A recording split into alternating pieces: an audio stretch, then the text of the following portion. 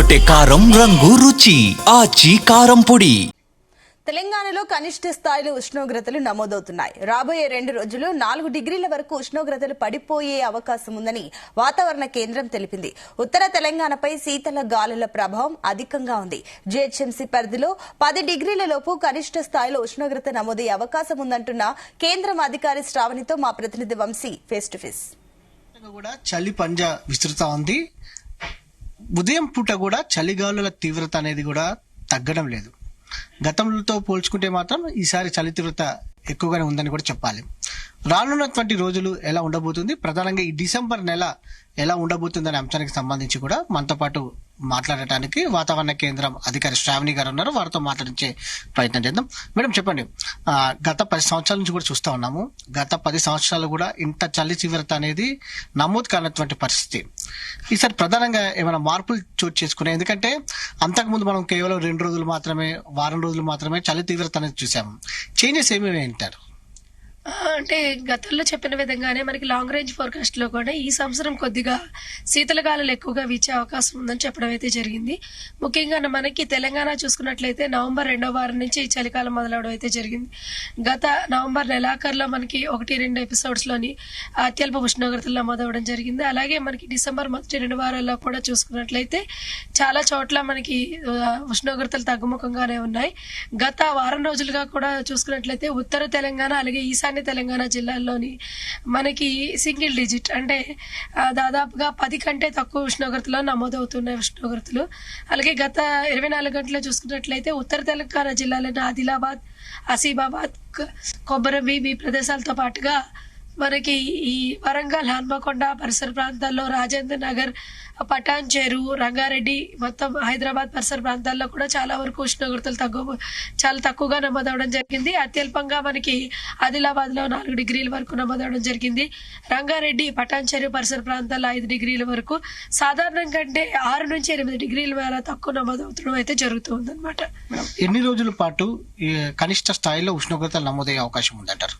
ఈ రాత్రిపూట ఉష్ణోగ్రతలు ముఖ్యంగా వచ్చే 2 రోజులు కూడా ఈ కనిష్ట ఉష్ణోగ్రతలు నమోదే అవకాశం ఉంది.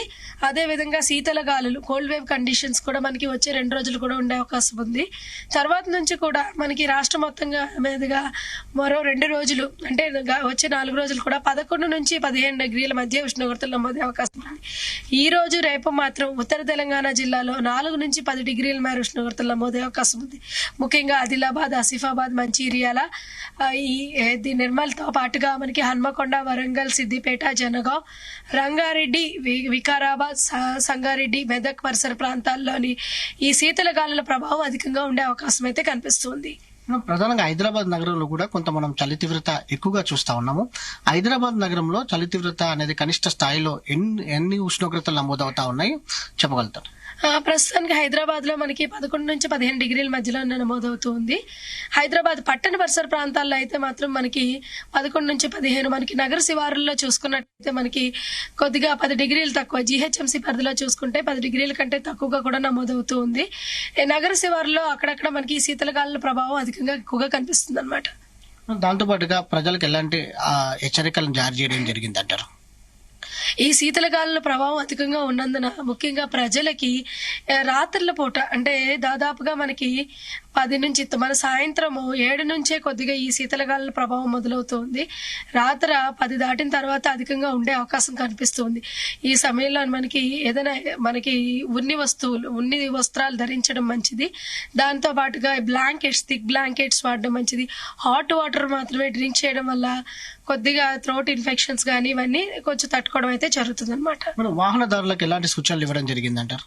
వాహనదారికి ముఖ్యంగా హైవేలో ప్రయాణించే వాళ్ళకి దాదాపుగా మనకి 8 నుంచి ఈ పొగమంచు కూడా కొద్దిగా ఉండే అవకాశం ఉంటుంది. తెల్లవారుజామున కొద్దిగా పొగమంచుతో పాటుగా శీతలగాలుల ప్రభావం కూడా ఉండడం వల్ల ఈ ఎర్లీ మార్నింగ్ ప్రయాణాలు అనేవి చాలా వరకు తక్కువగా చేసుకుంటే మంచిది అనమాట. అత్యవసర సమయంలోనే మాత్రం అది కూడా పగటిపూట ప్రయాణాలు అనేవి మంచిది. రాత్రి 7 నుంచి కూడా కొద్దిగా ఈ పొగమంచు ఉంటుంది. దాంతో పాటుగా శీతలగాలుల ప్రభావం కూడా ఉండే అవకాశం ఉంటుంది. ఎక్కువగా శీతలగాలుల వల్ల ఎఫెక్ట్ అయ్యే అవకాశం కూడా ఉంటుంది. ఉంటుందన్నమాట. మనం కేవలం ఈ 2 రోజులే కాకుండా డిసెంబర్ నెల మొత్తం కూడా ఎలా ఉండబోతుంది అంటారు? డిసెంబర్ చూసుకున్నట్లయితే మనకి ఈ వారం ఈ ప్రభావం ఎక్కువగా ఉంటుంది. 3వ వారం కొంచెం తగ్గిన చివరి వారంలోని మళ్ళీ జనవరి మొదటి వారంలో మరొకసారి కోల్డ్ వేవ్ కండిషన్స్ ఉండే అవకాశం అయితే కనిపిస్తుంది. మనం చివరిగా మనం చూస్తా ఉన్నాము, లాస్ట్ 10 years కి ఈ ఇయర్ కి కంపారిజన్ చేస్తే చలి తీవ్రత ఎలా ఉందంటారా?